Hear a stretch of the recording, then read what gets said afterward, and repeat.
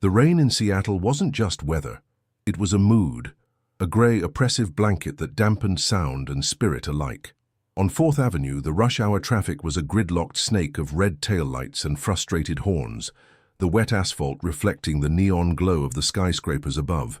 Sarah tightened her grip on her leather briefcase, her knuckles white, trying to ignore the pounding headache that had been building since her morning meeting. She was 34, a junior partner at a top law firm, and she was drowning. The city moved around her like a fast-forward video, a blur of umbrellas and trench coats, everyone late, everyone focused inward, everyone blind to everything but their destination. She waited at the crosswalk, the signal counting down with a mocking red rhythm. Her chest felt tight, a sensation she had been dismissing as anxiety for weeks. But today it felt different, heavier, physical. The noise of the city, the screech of bus brakes, the shouting of a bike messenger, the relentless drone of engines, seemed to warp, becoming distant and echoey. She blinked, trying to clear the black spots dancing in her vision, but they multiplied, swarming like insects.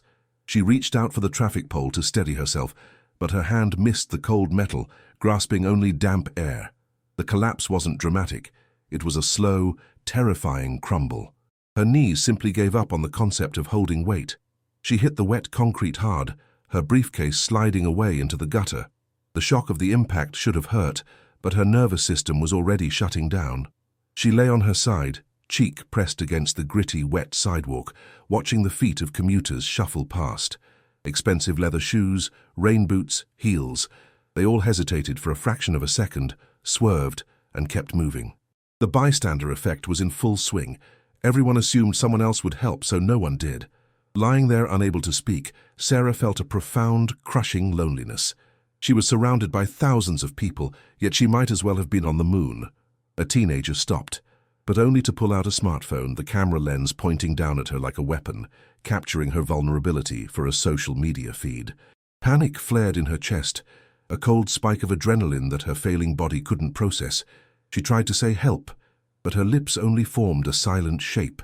The world began to tilt and spin, the grey sky darkening to black. Then, a sound cut through the white noise of the city.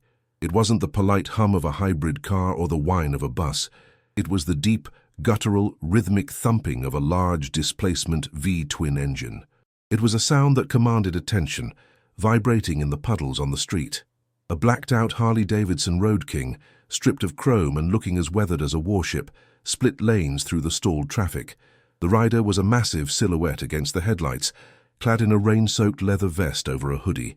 The biker didn't just ride past. He saw the disruption in the flow of the sidewalk. The small island of space people were leaving around the fallen woman. While the suits in their Volvos and BMWs looked away, the biker's helmet turned sharply. He saw the phone filming. He saw the woman on the ground. He didn't hesitate. He cut the handlebars hard to the right, jumping the bike over the curb and onto the wide sidewalk, scattering the pedestrians who had been too busy to stop, but were now terrified of the machine. He killed the engine, the sudden silence shocking the crowd. The rider kicked the kickstand down, but the motion was awkward, stiff. As he swung his right leg over the seat to dismount, his pants leg rode up slightly, revealing not skin and bone, but the dull gleam of carbon fiber and steel. He was an amputee, a one-legged biker in a world that barely tolerated two-legged ones. He didn't look like a savior. With his scuffed boots, long beard, and the devil's nomad's patch on his back, he looked like a threat. He landed heavily on his good leg, grimacing as he adjusted his weight onto the prosthetic. The rain plastered his hair to his forehead as he ripped off his helmet, revealing a face that was scarred and fierce, with eyes that burned with immediate, focused intensity. He didn't look at the crowd. He didn't look at the kid filming. He limped rapidly toward Sarah, his gait uneven but determined, pushing aside a businessman who was blocking his path with a grunt of annoyance. "Back up," he roared, his voice rough like gravel in a mixer. It wasn't a request, it was a command that snapped the crowd out of their trance.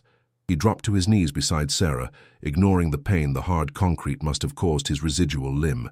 To the onlookers, he was a rough beast descending on prey. To Sarah, whose vision was fading into a pinpoint of light, he was the only thing in the world that was real. He placed a large, calloused hand on her shoulder, not roughly, but with a surprising, grounding solidity. "I got you," he said. his voice dropping to a rumble that she could feel in her chest. "Stay with me. Don't you fade out on me now." It was the last thing she heard before the darkness finally swallowed her whole, the sensation of the rain on her face replaced by the warmth of a stranger's presence. The trigger had been pulled, a collapse in a city of millions, and the only responder was the man everyone else had been trained to fear. Jax Hitch Miller knew the pavement intimately. He knew how it tasted, how it felt against skin, and how unforgiving it was when you hit it at 60 miles an hour. Kneeling on the sidewalk in downtown Seattle, the cold dampness seeping through his jeans instantly agitated the nerve endings in his stump.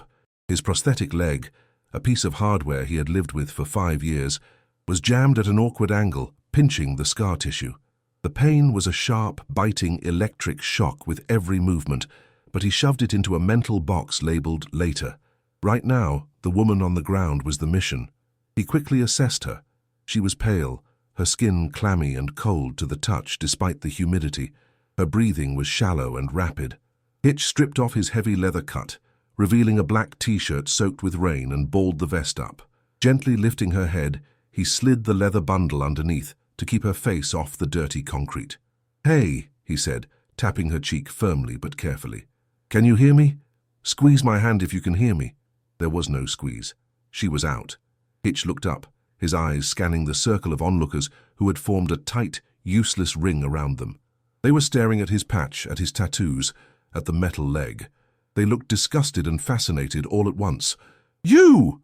Hitch pointed a grease-stained finger at a man in a beige trench coat who was holding a Starbucks cup like a shield. "Call 911 now. Tell them we have a female, mid-30s, unconscious, possible cardiac or syncope. Do it." The man blinked, startled to be addressed by the criminal on the ground. He stammered, fumbling for his phone. Hitch didn't wait for him to finish. He turned his head to the teenager who was still filming. "Turn that damn thing off or I'll feed it to you," Hitch growled. The threat was credible enough that the kid lowered the phone and backed away, disappearing into the crowd. The pressure was building, not just the medical emergency, but the social pressure of managing a hostile herd. Hitch checked her pulse at the carotid artery. It was thready and fast. He unbuttoned the top button of her blouse to help her breathe easier, his large hands moving with a delicacy that contradicted his appearance. He heard a gasp from a woman in the crowd. "What is he doing to her?" someone whispered loudly. "He's undressing her," another voice accused. The prejudice was immediate. They didn't see a first responder. They saw a biker taking advantage of a helpless woman. "I'm checking her airway, you morons," Hitch snapped without looking up. He checked her mouth for obstructions, gum, vomit, anything she could choke on. Clear. He positioned her into the recovery position, rolling her onto her side so that if she was sick, she wouldn't aspirate. It was textbook trauma response, drilled into him during his time in the Corps before the IED took his leg, and reinforced by years of patching up brothers on the side of the highway. The rain was coming down harder now, washing the grime of the city over them. Hitch shivered. He was exposed to the elements, having given up his vest, but he didn't care. He leaned over Sarah, using his massive body as a shield to keep the rain off her face. He kept a hand on her back, monitoring the rise and fall of her ribs. "Come on, darling," he muttered to her. "Sirens. I need to hear sirens." But the gridlock was silent except for the rain and the murmurs of the crowd. Sarah stirred. A moan escaped her lips, a sound of confusion and pain. Her eyelids fluttered. This was the dangerous part. Waking up disoriented, seeing a stranger, a scary-looking stranger, looming over her could send her into panic, spiking her heart rate again. Hitch lowered his head so he was in her line of sight, trying to soften his expression, though he knew his beard and scars made that difficult. "Easy," he soothed, keeping his voice low and steady, a rumble of calm. "You took a spill. You're on 4th Avenue. You're safe. I'm Hitch. I'm just watching out for you until the ambulance gets here." He saw her eyes open, unfocused and terrified. She tried to scramble back, her heels scraping on the wet pavement. "Who?" she croaked, her hand flailing out, hitting his chest. She felt the wet t-shirt, the hard muscle, the heat radiating off him. Panic flared in her eyes. She didn't see a helper. She saw a monster from a nightmare. She saw the Devil's Nomads rocker on the vest under her head. "I'm a friend," Hitch said, catching her hand and holding it gently so she wouldn't hurt herself. "You passed out. You're okay. Just breathe." He needed to anchor her. Look at me. Ignore them. Look at me. He forced eye contact, his blue eyes locking onto hers, demanding she focus on him and not the spinning world. The crowd was getting restless. A security guard from the nearby bank building finally pushed through. He was young, uniformed, and clearly felt the need to assert authority over the biker. "Sir, step away from the woman," the guard commanded, putting a hand on his baton. "We have help coming. You need to move." Hitch didn't budge. He looked at the guard with the weary patience of a man who had seen real war and found rent-a-cops amusingly tragic. "She's in shock," Hitch said calmly. "If I move, she gets rained on. She gets cold. She goes deeper into shock. I'm staying right here." "You want to help? Go direct traffic for the ambulance." The guard hesitated, torn between his bias and the biker's obvious competence. Hitch turned back to Sarah, squeezing her hand. "Don't worry about him. Just squeeze my hand. That's it." He felt the pressure of the situation mounting, the medical clock ticking, the hostile crowd closing in, the pain in his leg screaming. But he was a rock in the stream. He wouldn't move. Not until he knew she was going to live. The wail of sirens finally pierced the air, but they were distant, struggling against the wall of downtown traffic. Sarah was fully conscious now, but she was trembling violently. The cold pavement had leached the heat from her body, and the shock was setting in. Her teeth chattered, making it hard for her to speak. Hitch knew that hypothermia, even in mild weather, was a real risk when mixed with trauma and wet clothes. He cursed silently. His vest was under her head, his t-shirt was soaked. He had nothing dry to give her. I'm cold," Sarah stammered, her eyes darting around at the circle of legs and phones surrounding them. She felt exposed, like an animal in a zoo exhibit. The shame of collapsing in public was beginning to mix with the physical distress. "Why are they staring?" "Because they're vultures," Hitch grunted. He shifted his position, ignoring the agony in his stump as the carbon fiber socket dug into bruised flesh. He unclipped a flannel shirt that was tied to the handlebars of his bike, just within reach. It was greasy and smelled of exhaust, but it was dryish. "Here," he said, draping it over her chest. "It ain't Armani, but it'll hold the heat." The security guard, feeling his authority slipping, decided to escalate. "I said step away," he shouted, stepping closer. "People are saying you knocked her down. We need to wait for the police." The accusation rippled through the crowd. The narrative was shifting. The hero narrative hadn't formed yet. Instead, the bias against bikers was turning Hitch into the villain of the scene. He probably hit her. He was riding on the sidewalk. He's a menace. Hitch's eyes narrowed. He stood up, balancing on his good leg, towering over the guard. At 6'4", with shoulders built from lifting engine blocks, he cast a long shadow. "I knocked her down?" Hitch repeated, his voice dangerously quiet. "I'm the only one who stopped. You see anyone else on their knees in the mud?" "You," he pointed at a businessman. "You?" He pointed at the guard. "I'm just doing my job," the guard stammered, reaching for his radio. "Dispatch. I have a hostile subject on scene. Possible assault." Sarah tried to sit up. "No," she gasped, forcing the words out. He helped." Her voice was weak, lost in the noise of the rain and the argument. She grabbed the hem of Hitch's jeans. "He didn't hurt me." But the crowd was loud now, emboldened by the guard. Someone shouted, "Get away from her, freak!" Hitch looked down at Sarah. He saw the terror returning to her eyes, not terror of him, but terror of the situation spiraling out of control. If the cops arrived and saw a confrontation, they'd tase first and ask questions later, and Sarah would be left alone in the chaos. Hitch swallowed his pride. He swallowed the rage that had been his constant companion since the amputation. "All right," Hitch said, raising his hands slowly. "I'm backing off a step. You see? I'm not touching her." He took a half step back, creating a foot of space, but he stayed positioned between Sarah and the crowd. He refused to abandon the perimeter.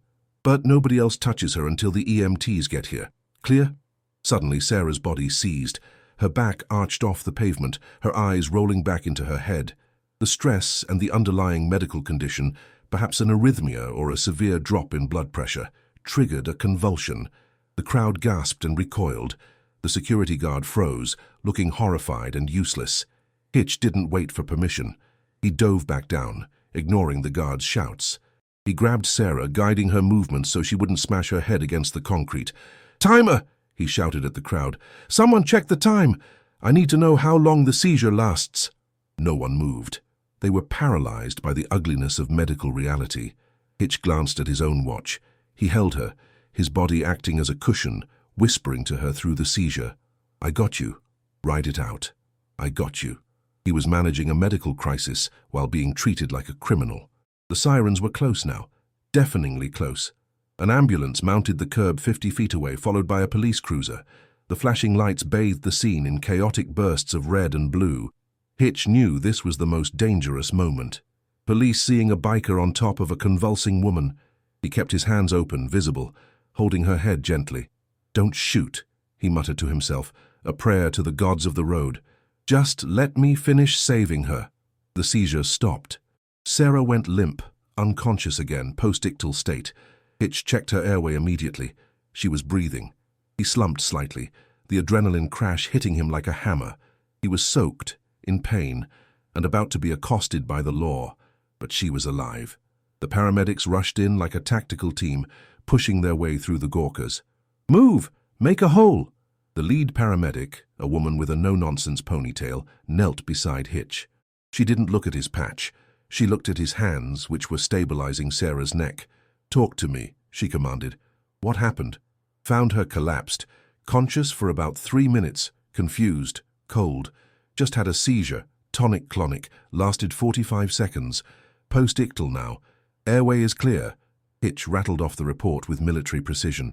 The paramedic looked at him, surprised by the concise medical handoff. "Good work," she said. "We got it from here." Hitch nodded and tried to stand up. His prosthetic leg had locked up. The mud and water had gotten into the mechanical knee joint. He stumbled, catching himself on his motorcycle. The movement drew the attention of the 2 police officers who had just exited their cruiser. One of them, a rookie with his hand resting nervously on his holster, saw the stumble as aggression. "Sir, stay where you are! Hands on the bike!" the officer shouted. Hitch sighed, leaning his weight against the Harley. "I'm not going anywhere, officer. My leg is stuck." Sarah began to stir again on the stretcher as the EMTs loaded her. She was groggy, her mind a fog, but she remembered the voice, the rumble. She looked around frantically. "The man," she mumbled, the oxygen mask muffling her voice. "The biker." The paramedic leaned down. "He's right there, honey. He's talking to the police." Sarah lifted her head, fighting the straps. She saw Hitch leaning against his bike, surrounded by 2 cops who were interrogating him. She saw the way he stood, on one leg, the other held strangely stiff. She saw the crowd still filming, and she felt a profound surge of emotion. This stranger, this outlaw, had been the only person to treat her with dignity. He had given her his shirt. He had protected her from the rain and the vultures. "Wait!" Sarah tried to shout, pulling the mask down. "Don't let them—" "Arrest him!" Hitch heard her. He looked over the shoulder of the cop. Their eyes met across the chaotic scene. He gave her a small, tight nod, a gesture of respect. "You're okay. That's what matters." "ID," the cop demanded, snapping Hitch's attention back. "And explain why you drove on the sidewalk." Hitch pulled his wallet from his chain. "Emergency response," he grunted. "Saw a civilian down. Did what I had to do." "You're not authorized emergency response," the cop sneered, looking at the Nomad's patch. "You're a liability. I could impound this bike right now for reckless driving." It was the breaking point. Hitch had saved a life, and he was being threatened with a ticket. The injustice burned hot in his throat. He wanted to scream. He wanted to tell them about the medal he had in a box at home, the leg he left in Helmand Province, the training he had used to keep her alive. But he knew it wouldn't matter. To them, he was just trash on 2 wheels. "Check the lady," Hitch said softly, his jaw tight. "Ask her if I'm a liability." The cop looked over at the ambulance. The paramedic waved at the officer. "Hey." He stabilized her C-spine and managed the airway. He did everything right. The cop's face fell. The narrative had crumbled. He handed Hitch's license back, looking annoyed rather than grateful. "Get that bike off the sidewalk, and get a muffler on it." Hitch took his ID. He didn't say thank you. He limped around the bike, the pain in his stump now a blinding white noise. He watched the ambulance doors close, swallowing Sarah. He felt a sudden, hollow emptiness. The connection was broken. She was gone to the sterile world of hospitals, and he was left in the rain with the judgment of the streets. The ambulance pulled away, sirens wailing, cutting a path through the traffic that had finally started to move. The police cruiser followed. The crowd, realizing the show was over, dispersed with disappointing speed. Within 2 minutes, the sidewalk was just a wet slab of concrete again, empty except for Hitch and his bike. Hitch stood there, the rain dripping off his beard. He felt incredibly old. The adrenaline dump left him shaking. He reached down to retrieve his leather vest from the puddle where Sarah's head had been. It was soaked through, heavy with water and grit. He put it on over his wet t-shirt, the cold leather feeling like a shroud. He tried to swing his leg over the bike to leave, but his prosthetic failed. The locking mechanism, fouled by grit, didn't engage. He collapsed. It wasn't a heroic fall. He just crumpled next to his bike, his metal leg twisting beneath him. He hit the ground hard, jarring his shoulder. A car drove by, splashing a wave of dirty gutter water over him. Someone honked. "Get off the road, junkie!" a driver shouted from a warm, dry sedan. Hitch lay there for a second, staring at the grey sky. This was rock bottom. He had done everything right. He had been the hero, and he was left lying in the mud, insulted, in pain, with a broken prosthetic. The bitterness that he usually kept at bay surged up. Why bother, he thought. Why stop? They look at you like a monster anyway. You fight for them, you bleed for them, and they splash you with mud. He sat up, wiping the grime from his face. He looked at his leg. He had to manually disengage the pin to straighten it out. He pulled a multi-tool from his belt, working on the joint with shaking hands. It was a humiliating process to do in public, fixing his own body like a broken carburetor. A young girl, maybe 7 years old, walked past holding her mother's hand. She stopped and looked at him. Hitch braced himself for the fear, for the mother to yank the child away. "Did you help that lady?" the girl asked. Hitch paused, the multi-tool in his hand. He looked up. The mother looked wary, but she didn't pull the girl away. "Yeah," Hitch rasped. "I tried." "You were brave," the girl said simply. Then she reached into her pocket and pulled out a small, crumpled packet of tissues. "For the mud," she said, offering it to him. Hitch stared at the tissues. It was a tiny gesture, meaningless in the grand scheme, but it broke the dam of bitterness just enough. He took the packet with his large, dirty hand. "Thanks, kid," he whispered. The mother smiled a tight, apologetic smile and led the girl away. Hitch finished fixing his leg. He hauled himself up, using the handlebars as a crutch. He kick-started the Harley, the engine roaring to life, a defiant beast in the quiet aftermath. He wasn't doing it for the applause. He knew that now. He was doing it because he was the kind of man who stopped, even if it cost him, even if he ended up in the mud.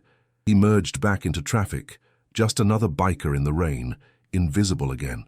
But as he rode, he couldn't get the woman's terrified eyes out of his head. He wondered if she would make it. He wondered if she would remember. 3 days later, the video went viral. The teenager who had been filming hadn't just captured the collapse. He had captured the entire rescue. The angle was perfect. It showed the crowd standing idle. It showed the one-legged biker jumping the curb. It showed him giving his shirt, shielding her from the rain, and staring down the security guard. The internet, usually a place of cynicism, fell in love with the mystery biker angel. Hitch knew nothing about it. He was in the garage of the Devil's Nomads clubhouse, working on a transmission, grease up to his elbows. He avoided the news, but the news found him. "Hitch!" His president, a man named Grizz, shouted from the doorway. "Get out here, you got visitors." Hitch wiped his hands on a rag, limping into the sunlight. Parked in the clubhouse lot was a black Mercedes. Standing next to it was Sarah. She looked different, clean, dressed in a soft sweater and jeans, standing on her own 2 feet. But she looked pale. Next to her was a news crew, a reporter holding a microphone and a cameraman. Hitch stopped dead. His first instinct was to retreat. He hated cameras. "Grizz, get them out of here," he growled. "Wait!" Sarah stepped forward, ignoring the intimidating backdrop of the biker compound. "Please, I needed to find you." Hitch looked at her. He saw the genuine gratitude in her eyes. He softened. He nodded to Grizz, who stepped back, but kept an eye on the news crew. Hitch walked over to Sarah. "You look better than the last time I saw you," Hitch said, his voice rough. "I had a mild heart attack," Sarah said, her voice trembling slightly. "Stress-induced cardiomyopathy. The doctors said, if I had stayed on that sidewalk in the cold for another 10 minutes, my heart might have stopped for good. You kept me warm. You kept me calm." She reached out and took his hand, the same grease-stained hand that had held hers in the rain. "You saved my life, Hitch." The reporter jumped in, unable to resist the moment. She thrust the microphone toward Hitch. "Sir, everyone is calling you a hero. You stopped when hundreds of others didn't. You put yourself at risk. Why? Why did you stop for a stranger?" Hitch looked at the reporter, then at the camera. He hated the word hero. It felt like a lie. He looked down at his prosthetic leg, then back at Sarah. The confrontation wasn't with a villain. It was with the public perception of who he was. "I ain't a hero," Hitch said, his voice quiet but carrying in the silence of the yard. "I'm just a guy who knows what it feels like to fall." "Can you tell us about your leg?" the reporter asked, pressing. "Is that why you helped?" Hitch took a deep breath. He decided to tell the truth. Not the war story, but the real story. 5 years ago, Hitch began, looking directly at Sarah. "I got hit by a drunk driver on I-5. I was lying in the median, bleeding out. My leg was crushed. Cars were driving by, dozens of them. Nobody stopped." Sarah gasped, her hand tightening on his. "I lay there for 20 minutes, thinking I was going to die alone in a ditch," Hitch continued. "Then a woman stopped. She was a nurse getting off shift. She didn't have any gear. She used her belt as a tourniquet. She held my hand until the chopper came. She ruined her uniform in the mud.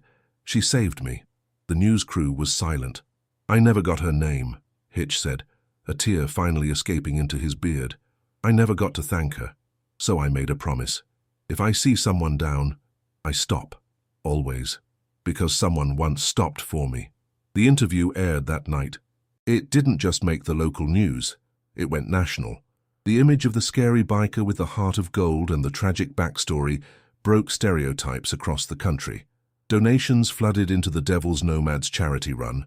People started looking at bikers on the road a little differently, not as thugs, but as potential guardians. But for Hitch, the resolution was quieter. He stood by his bike as Sarah prepared to leave the clubhouse. The cameras were gone. It was just them.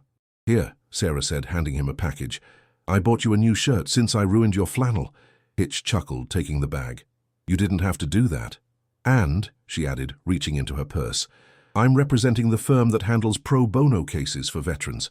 I looked into your disability claim, the one the VA denied. We're going to fix that. I'm going to fight for you, Hitch, like you fought for me." Hitch looked at her, stunned. He had spent years fighting the bureaucracy and losing. "You'd do that?" "I stop for people who fall too," Sarah smiled. "I learned that from a friend." She got into her car and drove away. Hitch watched her go. He looked down at his leg. For a long time, it had been a symbol of what he had lost, his career, his mobility, his dignity. But today, standing in the sun, it felt different. It was the reason he had been on that sidewalk. It was the reason he had noticed her. It was the reason he was strong enough to help. He mounted his Road King. The engine roared to life, that familiar, comforting thunder. He wasn't just a cripple on a bike anymore. He was a guardian. He pulled his helmet on, clicked the bike into gear, and rolled out of the gate. The viral headline had said "Hero Biker." But as he hit the highway, leaning into the wind, Hitch knew the truth was simpler and more profound. Real strength isn't measured by what you ride, or how many legs you have, or what patches on your back. It's measured by what you stand for when the rain starts falling and everyone else walks away. And Duke Ingalls? He smiled under his helmet. He stood for stopping.